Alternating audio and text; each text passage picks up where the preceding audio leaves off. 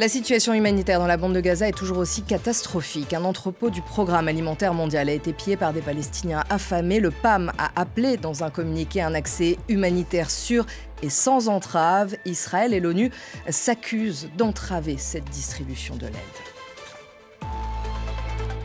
Et la situation humanitaire dans la bande de Gaza, nous allons en parler avec notre invité Jean-Pierre Filiu. Bonjour, merci d'être avec nous. Vous êtes historien, professeur des universités en histoire du Moyen-Orient contemporain à Sciences Po. Votre livre, Un historien à Gaza, est paru hier et vous avez passé un mois à Gaza, près de Khan Younes, du 19 décembre 2024 au 21 janvier 2025. On va revenir sur tout ça, sur votre livre, et nous irons également en Israël rejoindre notre correspondant Stéphane Amar.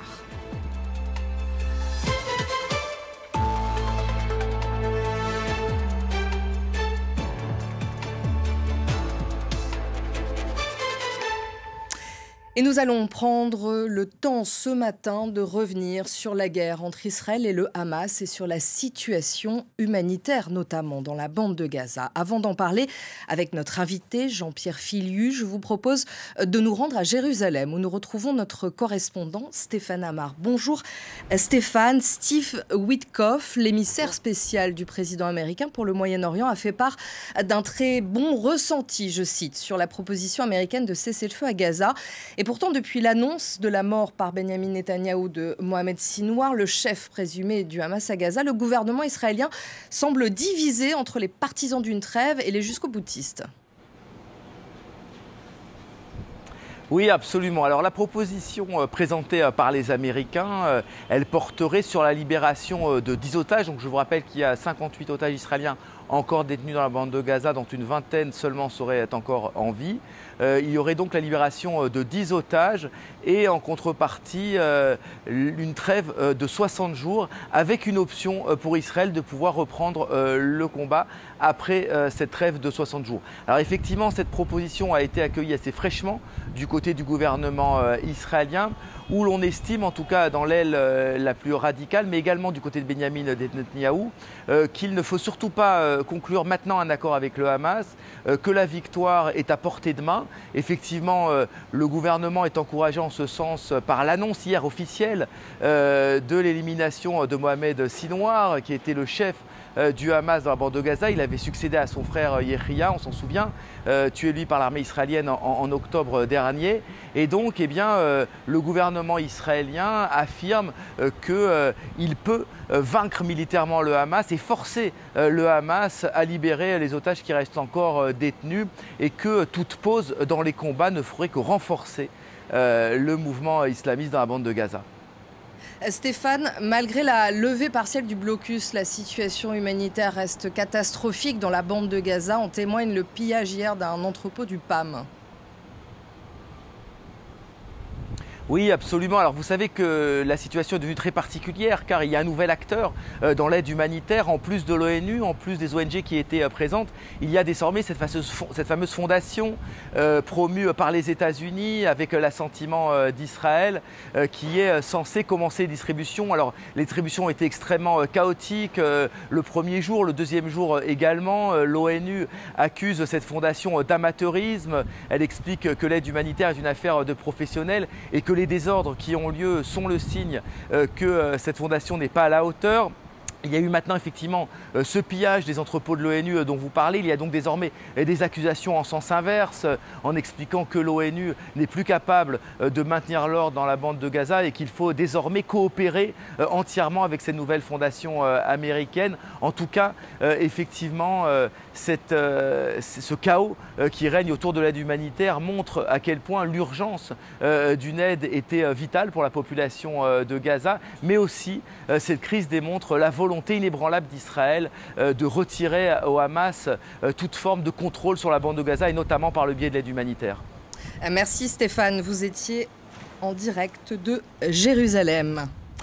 Jean-Pierre Filiu, bonjour. Bonjour. Nous sommes ravis de vous recevoir. Vous êtes historien, professeur des universités en histoire du Moyen-Orient contemporain à Sciences Po. Hier est paru votre livre « Un historien à Gaza » que l'on voit apparaître à l'écran aux éditions Les Arènes. Vous avez passé un mois à Gaza, près de Khan Younes, du 19 décembre 2024 au 21 janvier 2025. Vous êtes donc une des rares personnes qui n'est pas un humanitaire à avoir pu pénétrer dans l'enclave palestinienne, puisque, je le rappelle, Israël interdit à la presse étrangère l'accès à la bande de Gaza. C'est grâce à Médecins sans frontières, à qui d'ailleurs vous avez décidé de reverser l'intégralité des droits d'auteur de ce livre. C'est grâce à eux que vous avez pu rentrer dans la bande de Gaza. Votre livre, c'est une immersion. Vous nous emmenez avec vous, vous décrivez ce que vous voyez, vous racontez les témoignages, les faits, vous y intégrez aussi l'histoire de Gaza, l'histoire du peuple palestinien. C'est un récit qui est terrible, souvent, mais aussi ponctué d'espoir, car les Gazaouis continuent d'espérer malgré l'horreur, cette horreur qu'ils vivent, dans laquelle ils sont plongés depuis 601 jours maintenant, une guerre entre Israël et le Hamas, depuis les attaques du Hamas contre Israël le 7 octobre 2023. C'était viscéral pour vous, il fallait que vous alliez à Gaza d'une manière ou d'une autre. Tout à fait. Je connais trop bien Gaza, ses femmes, ses hommes, pour regarder indéfiniment de loin une telle horreur, une telle tragédie. Et puis, il y a la démarche d'historien. J'ai écrit une histoire de Gaza, c'est d'ailleurs la seule au monde qui traite sur la longue durée du passé de cette enclave qui a été pendant longtemps un carrefour florissant pendant des millénaires, une oasis prospère. Et donc, j'ai décrit les différentes étapes de la descente aux enfers de cette bande de Gaza au cours des 2 dernières décennies, et voyant malheureusement se confirmer mes pires prédictions, mes pires projections.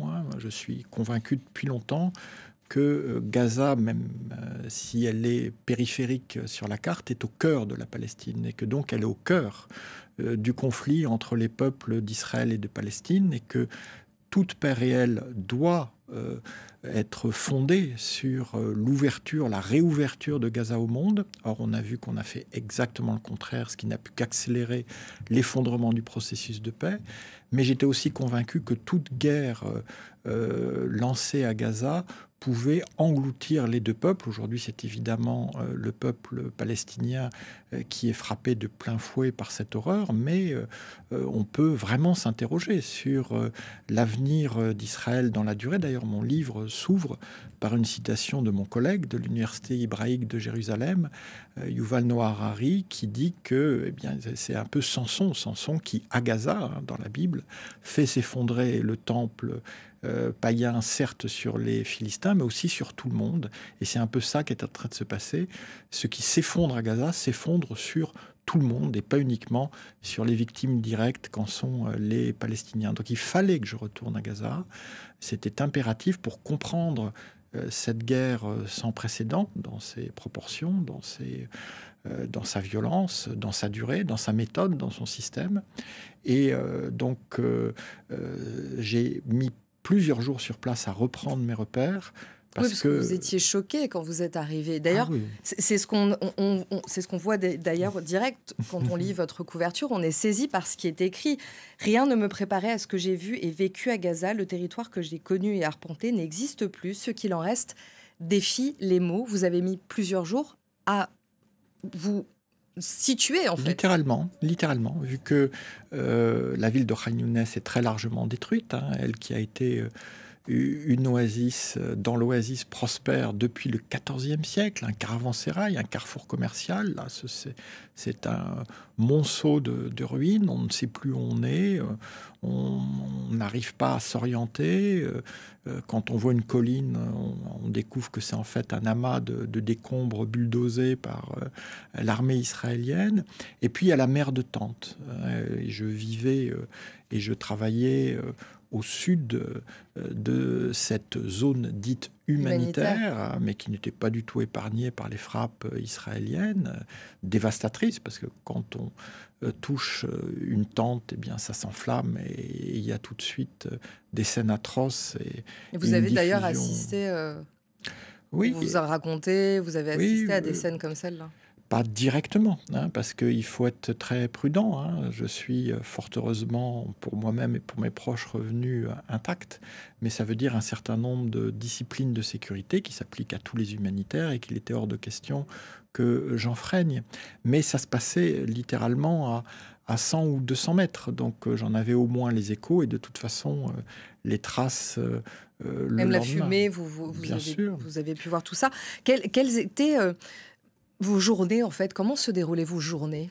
Ben, moi, j'étais intégré donc à l'équipe locale de Médecins sans frontières, où j'ai contribué à ma très modeste mesure en termes d'analyse de contexte, de prospective, vu que c'était le moment du passage à une trêve qu'on espérait durable et que ça impliquait pour l'organisation humanitaire eh bien, une forme de réorganisation de ses activités. Donc, j'étais pleinement intégré. Je suis très reconnaissant à MSF de m'avoir accordé sa confiance. Mais j'insiste, tout ce que je dis dans le livre, tout ce que je dis actuellement face à vous, n'engage que moi. Hein, et ne doit absolument pas être imputé de quelque façon que ce soit à Médecins sans frontières. Donc il y avait ce cadre de travail, et puis il y avait les déplacements. Il m'est arrivé de loger aussi au nord de la zone humanitaire, à Deir el-Balah, dans la seule agglomération encore digne de ce nom, c'est-à-dire le monastère du Dattier en arabe. Là aussi, c'était un endroit très prospère. Mais c'est déroutant parce que c'est une ville fantôme. C'est une ville où il y a encore des murs, parce que les bombardements ont visé une maison, un pâté de maison, mais il n'y a pas eu les grandes offensives terrestres qui ont ravagé Khan Younes ou Rafah plus au sud. Mais en même temps, la véritable activité, c'est dans la rue. Ce sont les tentes qui sont entassées sur les trottoirs, qui bloquent tous les carrefours. Et c'est au fond cette ville de réfugiés qui est en train de submerger la ville qui tient encore plus ou moins debout. Alors je vais revenir sur cette mer de tentes que vous évoquez dans votre livre. Les conditions dans lesquelles ils vivent, les décharges à ciel ouvert, les tentes en plastique, les trous en guise de sanitaire, les rancœurs, les disputes, ces journées qui s'étirent sans avenir. Et pourtant, vous dites que ces femmes, ces hommes se présentent chaque jour le plus soignés possible, dignes, parfois même souriants. Ils sont d'une incroyable résilience. Comment est-ce qu'ils font quand on sait qu'ils vivent ce quotidien que vous avez vécu avec eux? Ben ça, c'est leur secret, et c'est aussi ce pourquoi je les admire, au-delà du respect immense que j'ai pour toutes ces femmes et ces hommes qui tiennent bon face à une telle horreur. Et moi, je connais ces personnes, je connais cet espace, et la société de Gaza est une société traditionnelle, très conservatrice à bien des égards, et aussi profondément pudique. Donc en fait, les Palestiniens s'épanchent très peu. Quand ils vous disent, mais vraiment, qu'ils ont passé une nuit difficile, sarbe, ça veut dire que ça a été apocalyptique, que soit les bombardements ne leur ont pas laissé une minute de répit, soit il y a eu une inondation à cause de pluies torrentielles qui a transformé leur refuge en un cloaque, et ils disent que ça a été difficile. Et il faut prolonger l'échange pour comprendre l'ampleur du deuil, de la perte. Alors il y a à la fois cette pudeur, hein, qui est, je l'avoue, un des traits de caractère que j'apprécie le plus dans ces femmes et de ces hommes, mais il y a aussi la nécessité presque vitale de conserver une carapace de survie, de ne jamais l'ébrécher, parce qu'il suffirait qu'il y ait justement la moindre faille pour qu'on s'effondre, parce que la douleur est trop forte, le deuil est trop intense, et donc à la veille de la trêve, donc cette trêve qui finalement n'a duré que quelques semaines à partir du 19 janvier, mais dont j'ai connu les 2 premiers jours d'espoir, d'espérance, de grands retours par file indienne, de dizaines de milliers de Palestiniens vers les ruines pour replanter leurs tentes sur les ruines de leur maison. Eh bien, à ce moment-là, que disait-il ? Disait-il, je vais enfin pouvoir pleurer, ce qu'il s'était interdit. Je vais enfin pouvoir retourner sur le tas de décombres où je sais que mes proches sont ensevelis, sous lequel ils sont toujours inaccessibles. Et je vais pouvoir commencer de faire mon deuil. Et ce travail de deuil, il est évidemment incommensurable, vu l'ampleur de la perte. Je ne vais pas inonder de nouveau de chiffres, mais on les connaît, ils sont juste accablants. Plus de 53 000 morts de on personnes a tuées maintenant dépassé du 54 côté 000, palestinien. Et l'ONU dit que ces chiffres seraient plutôt fiables. Ah non seulement ils sont fiables, mais ils sont minimaux. Ils sont minimaux. Oui, parce qu'il y a encore toutes les personnes qui sont ensevelies. Ensevelis. Et tous ces corps qui sont ensevelis, qui n'ont pas encore été donc, récupérés. Donc à l'échelle d'un pays comme la France, c'est 1,5 million de morts, dont 1,5 million d'enfants. Et eux, ce sont vraiment les victimes absolues. Hein. Les psychologues sont unanimes. Ce sont les plus touchés, les enfants. Oui, pour dire que tous les enfants, tous, sans exception, ont besoin au moins d'un accompagnement psychologique et pour une bonne partie d'entre eux d'une thérapie qui est inconcevable dans les conditions actuelles. D'abord parce qu'il n'y a que 4 psychiatres pour l'ensemble de la bande de Gaza et qu'on sait que les enceintes médicales ne sont absolument pas épargnées par les frappes israéliennes.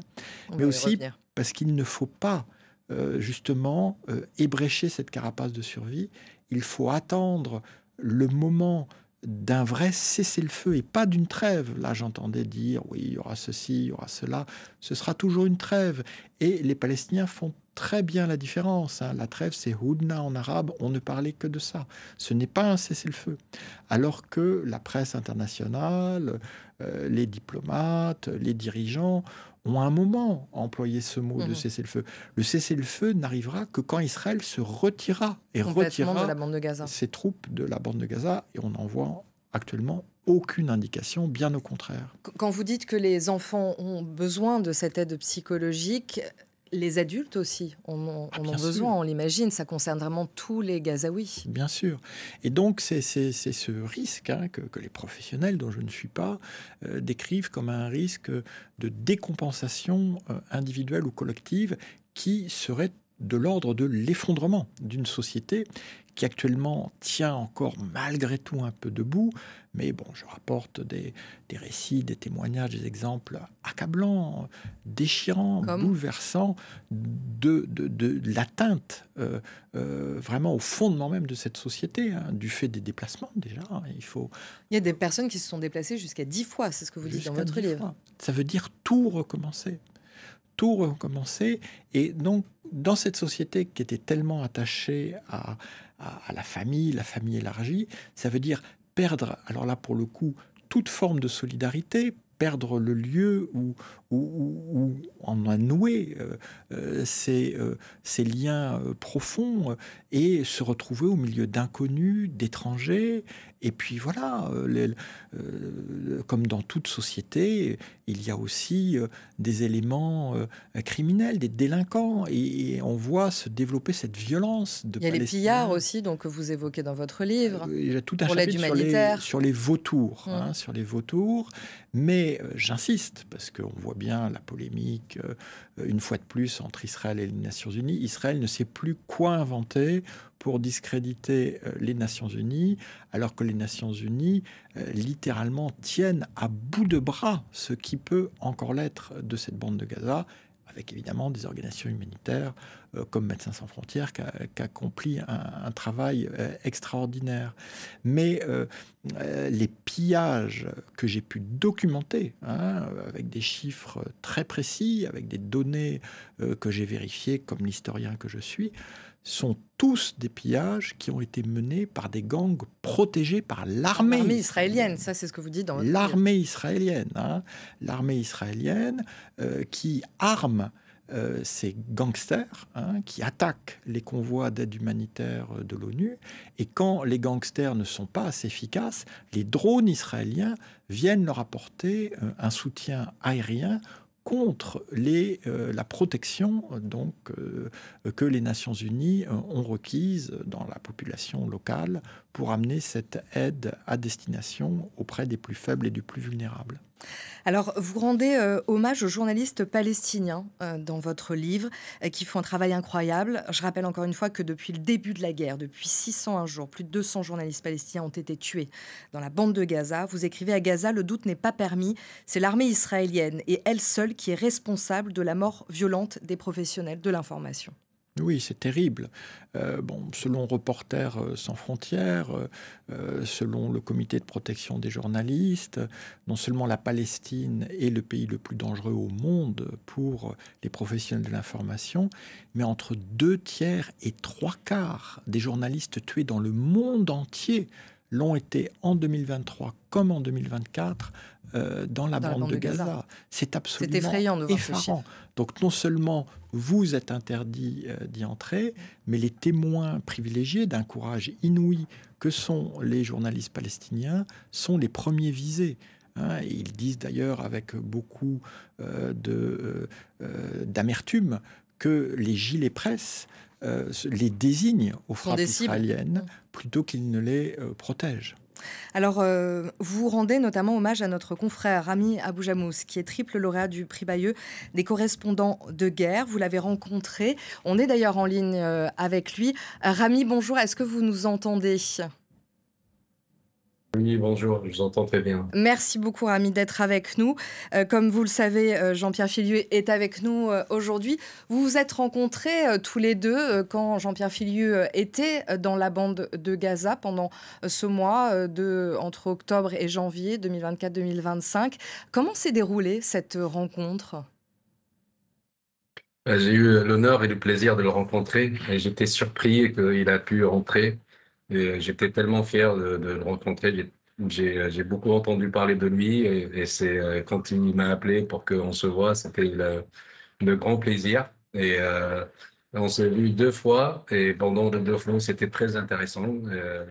Jean-Pierre, c'est quelqu'un qui connaît très bien et je peux dire beaucoup mieux que moi la Palestine et surtout Gaza. Les discussions, c'était vraiment très intéressant. Je le remercie, il a fait tout ce risque de vivre pendant la guerre dans cette période-là. Et juste pour parler de nos problèmes, de parler de la Palestine, de parler de Gaza. Et là, j'ai appris aussi qu'il rendu hommage à tous les journalistes palestiniens. Et son bouquin, c'est un hommage à toute la Palestine. Ça vient d'un historien qui parle, qui reste dans l'histoire, tout ce qu'on a vécu. Pour lui, c'était un mois, mais pour nous, ça fait presque 2 ans. Et je suis vraiment reconnaissable de tout son travail parce que c'est un grand travail. J'ai pas eu le plaisir de lire le bouquin, mais j'ai quelques extraits. J'ai vu ce qui s'est écrit là, sur Le Monde récemment. Et ça m'a beaucoup touché, et surtout que c'est un grand travail et très fin et très précis, beaucoup de détails. Et c'est le travail de Jean-Pierre que tout le monde connaît et je suis vraiment reconnaissable. Merci beaucoup, Jean-Pierre. Jean-Pierre Filiu, une réaction ? D'abord, je suis vraiment très ému de revoir Rami, même si c'est par écran interposé. Et je suis reconnaissant à France 24 de nous permettre ces retrouvailles. Et puis dire, mais alors là, avec les mots les plus simples, mais les plus forts, à quel point je suis admiratif du courage, du calme avec lesquels Rami Abou-Jamous et ses consoeurs et ses confrères continuent dans des conditions aussi extrêmes, aussi exposées à accomplir leur devoir, à accomplir leur mission travail de journaliste. Et ils sont nos yeux, nos oreilles dans cette bande de Gaza qui est quand même largement abandonnée du monde. C'est grâce à eux que l'on arrive à suivre, parfois heure par heure, les différents développements de cette tragédie. Ils en sont vraiment les dépositaires. Et cette mission, ils l'accomplissent avec beaucoup de professionnalisme, de rigueur, et ils méritent tout notre respect. Je suis bien d'accord avec vous. Rami, chaque jour, vous exercez votre travail de journaliste. Vous savez que comme vos confrères, vous êtes une cible. Vous continuez à nous informer, car nous avons, nous, cette frustration de ne pas pouvoir venir et de rentrer à l'intérieur de la bande de Gaza. Votre travail, il est essentiel et vous le continuerez coûte que coûte. Bien sûr, ça fait partie justement parce que vous ne pouvez pas entrer. Et malheureusement, on est devant non seulement une guerre sans pitié et un génocide militaire, mais aussi on est devant une guerre médiatique. Nous, on est juste une petite plume et une petite caméra qui sort de Gaza pour faire, il y a un petit micro pour sortir les images, la voix de Gaza, et tout ce qui se passe à Gaza, on essaye de travailler parce que s'il y aura plus ce travail-là, malheureusement, c'est le blackout total. Déjà, on est nombreux comme journalistes, on a perdu beaucoup de nos amis, de nos collègues. Il y a ceux qui ont perdu leur famille et récemment, hier, il y avait un bombardement d'un caméraman. Il a perdu toute sa famille et lui, il est sorti sain et sauf. Mais bon, c'était une cible, c'était lui la cible. Et malheureusement, on continue à travailler parce que ça fait partie de notre résistance.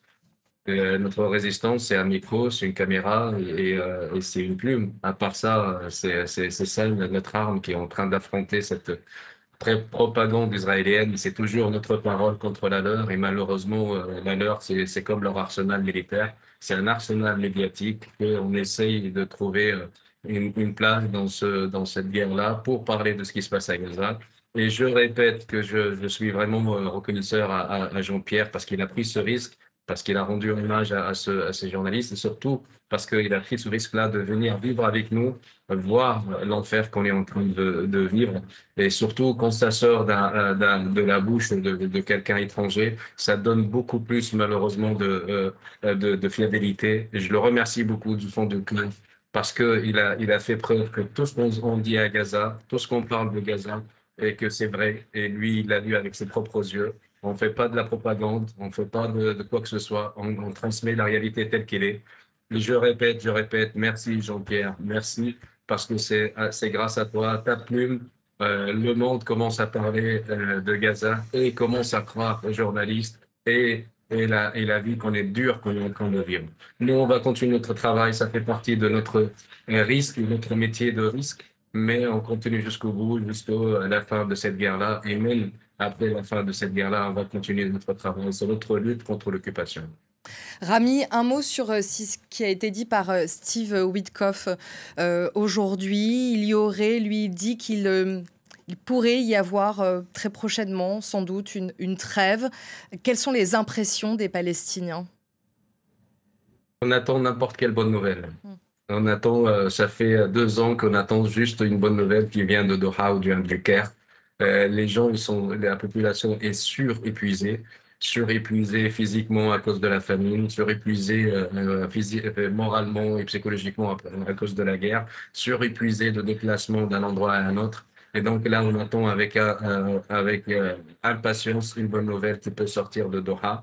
Cette fois-ci, apparemment, c'est sérieux parce qu'on a vu les déclarations de la part des ministres de l'extrême droite, du gouvernement d'extrême droite. Ça se voit qu'il y a quelque chose de sérieux parce qu'ils sont en train de disputer entre eux. Donc, ça veut dire qu'il y a quelque chose de concret cette fois-ci.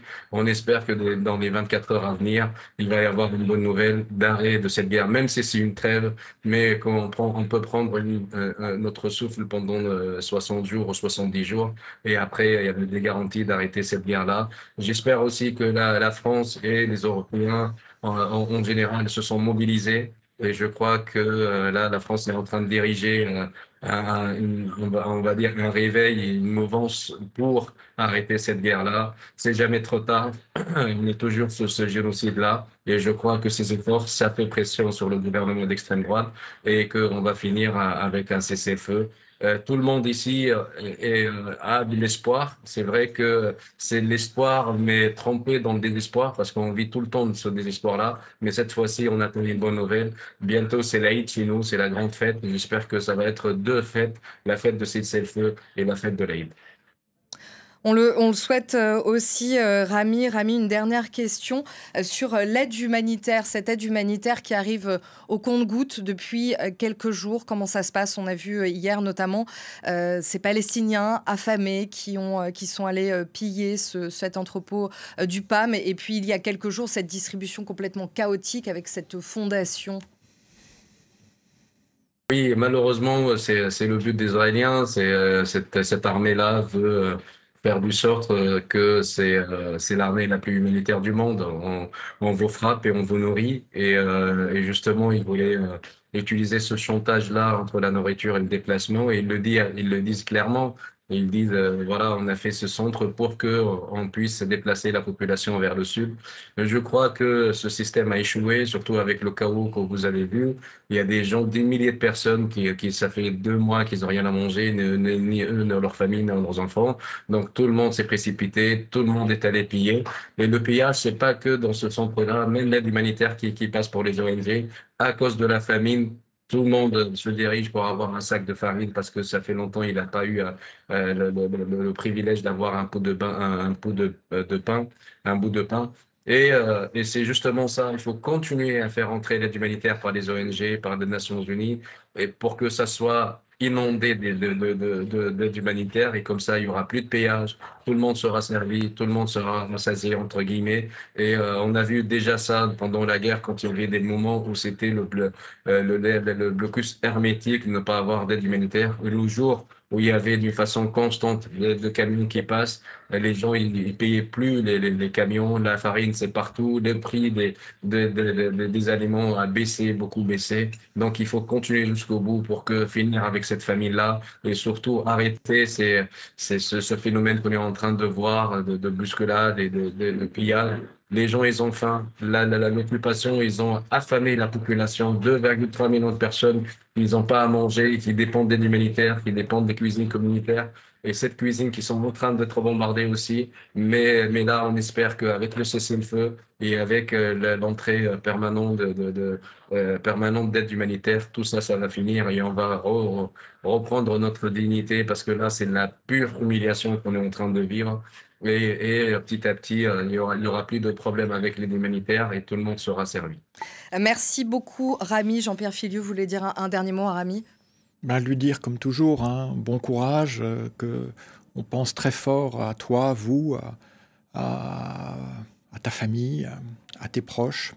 Et puis, on espère effectivement que cette perspective de cesser le feu, hein, pas uniquement de trêve, de sortie durable de cette tragédie, parce qu'effectivement, comme ça a été rappelé, ce degré d'humiliation est juste insupportable, d'abord pour les Palestiniens de Gaza, mais pour le monde dans lequel on vit. Nous ne devons pas laisser une situation pareille perdurer. C'est indigne et cela menace l'ordre mondial à partir du moment où quelque part sur notre planète on traite des centaines de milliers, plus de 2 millions de femmes, d'hommes et d'enfants de cette manière. Eh bien, c'est terrible pour l'humanité tout entière, pas uniquement pour Gaza ou le Moyen-Orient. Merci encore 1000 fois, Rami, d'avoir été avec nous depuis la bande de Gaza. On continue cet entretien avec vous, Jean-Pierre Filiu. Vous écrivez dans votre livre « L'expression de nettoyage ethnique ne semble pas excessive pour qualifier l'expulsion méthodique de la population, la destruction tout aussi méthodique des bâtiments et le ciblage des derniers lieux de vie organisés que sont les hôpitaux.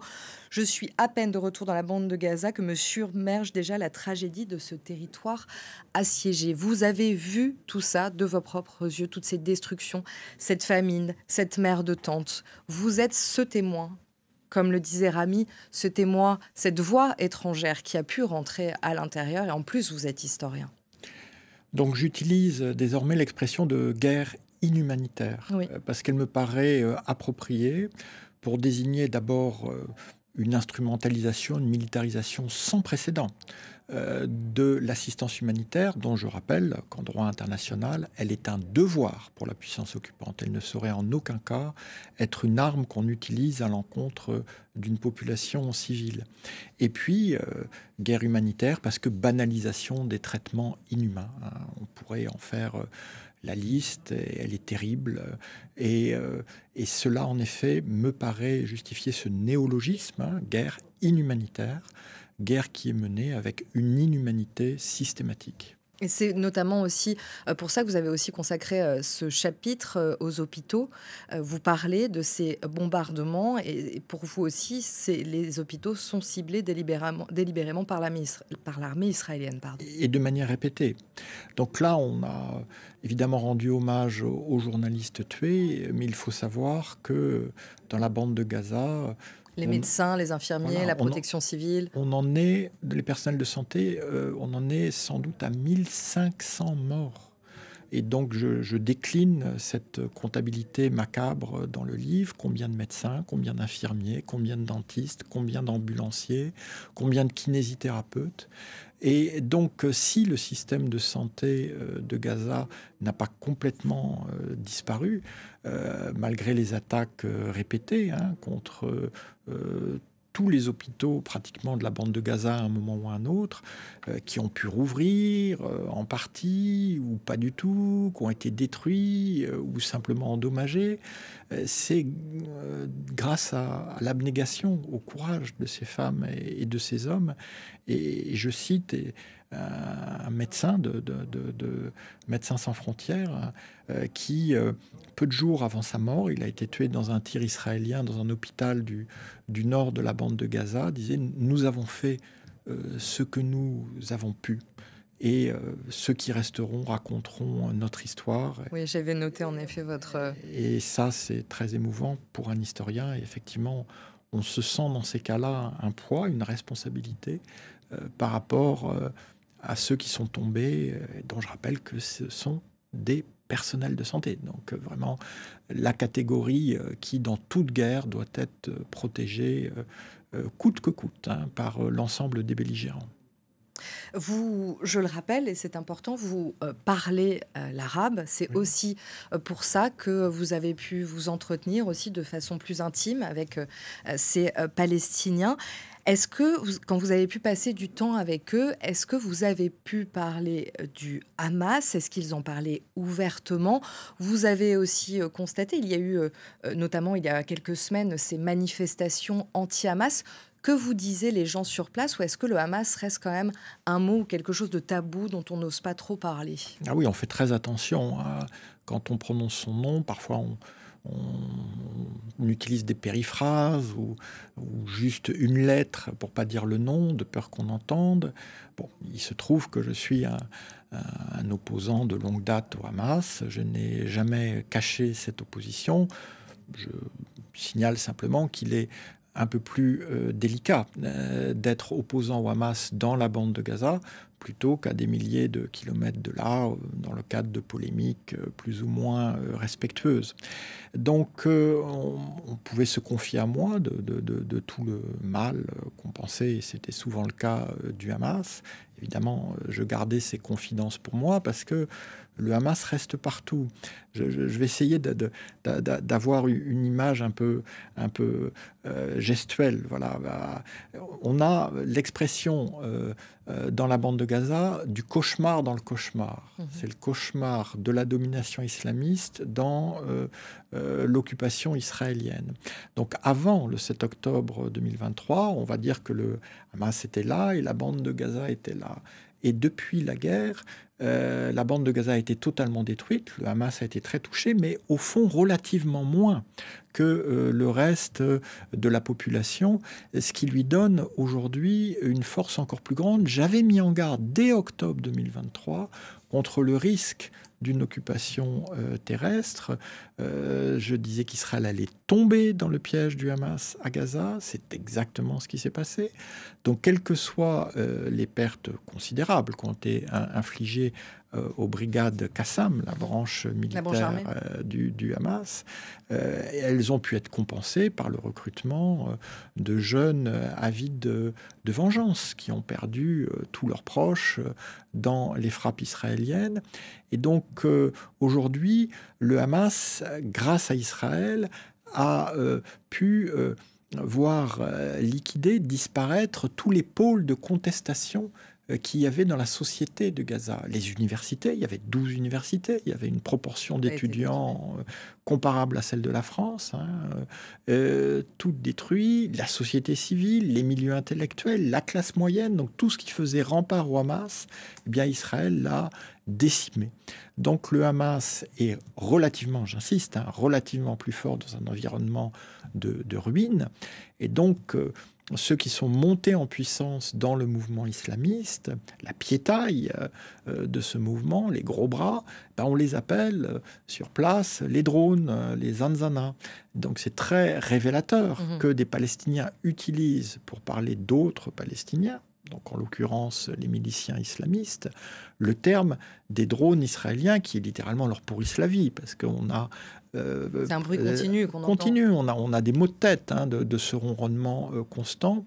Donc c'est aussi une indication sur la popularité très relative du Hamas, mais on ne laisse jamais ces femmes et ces hommes décider de leur destin. Et quand il y a eu, comme vous le rappelez, des manifestations de contestation, eh bien, si Israël avait vraiment voulu saper le Hamas, avait vraiment voulu conduire à son renversement, fallait tout de suite arrêter les bombardements pour permettre à cette contestation de se développer. C'est exactement le contraire de ce qui s'est passé. Il y a eu une escalade, donc il continue, une fois de plus, de faire le jeu du Hamas.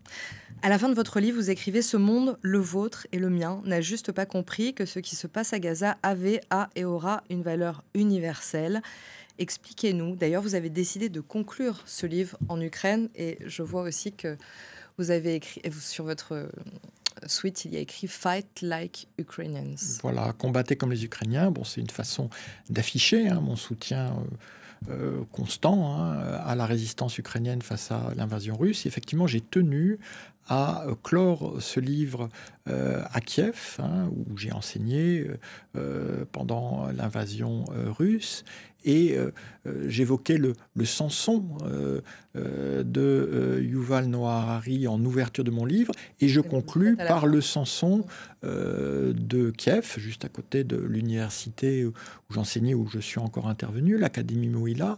Et là, ce Samson-là, il a les yeux ouverts. Ce n'est pas l'aveuglement idéologique, messianique de Netanyahou et de son gouvernement. C'est ce qu'il fait, et il terrasse un lion à main nue. Alors bon, tout ça, ce sont des symboles bibliques, mais c'est pour faire passer cette idée que Gaza, ce n'est plus une dystopie, c'est une réalité de ce que pourrait devenir notre monde. Un monde de charognards, un monde sans aucune norme, un monde où des mercenaires, on l'a vu, sont censés être responsables de distribution d'aide. Et évidemment, ça se passe très mal, parce que les mercenaires, ils sont là pour toucher apparemment au moins 1 000 $ par jour avec 10 000 $ d'avance. Avec 1 000 $, 10 000 $, je sais tout le bien que je pourrais faire à Gaza, alors qu'on voit des scènes chaotiques et des drames et des tirs. Donc, ce monde-là, ce monde où il n'y aurait plus d'ONU, où il n'y aurait plus de Déclaration universelle des droits de l'homme, où il n'y aurait plus de Comité international de la Croix-Rouge, le CICR, qui est pourtant responsable de toutes les libérations d'otages qui ont eu lieu par échange, et c'est 134, alors qu'Israël n'a réussi à libérer que 8 otages israéliens de vive force. Et on rappelle que 58 sont encore entre les mains du Hamas. Mort ou vivant. Et donc on voit que le CICR a été touché. Ce sont les fondements même de notre ordre international. Et on voit que Poutine en Ukraine, Netanyahou à Gaza, veulent nous faire revenir à un monde qui soit débarrassé des normes qui ont justement été élaborées après la Deuxième Guerre mondiale pour prévenir la répétition de telles barbaries. Donc ce qui se passe à Gaza est vraiment universel.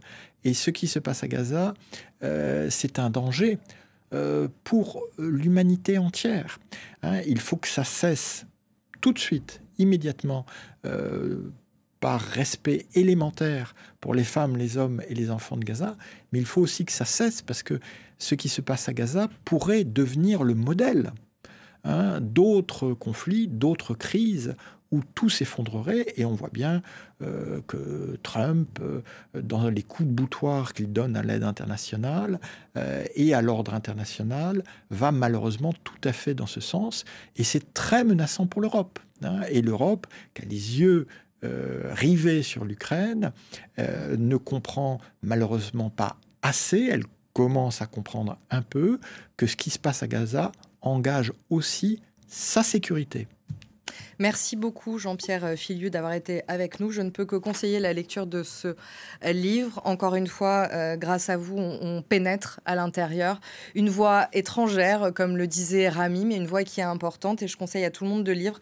En plus, vous faites des passages aussi en tant qu'historien. Vous rappelez aussi l'histoire de la Palestine, l'histoire de Gaza, aussi pourquoi Gaza en est arrivé là avec le Hamas. Merci beaucoup d'avoir été avec nous. Merci. Et restez avec nous sur France 24. On se retrouve dans 15 minutes pour un nouveau journal.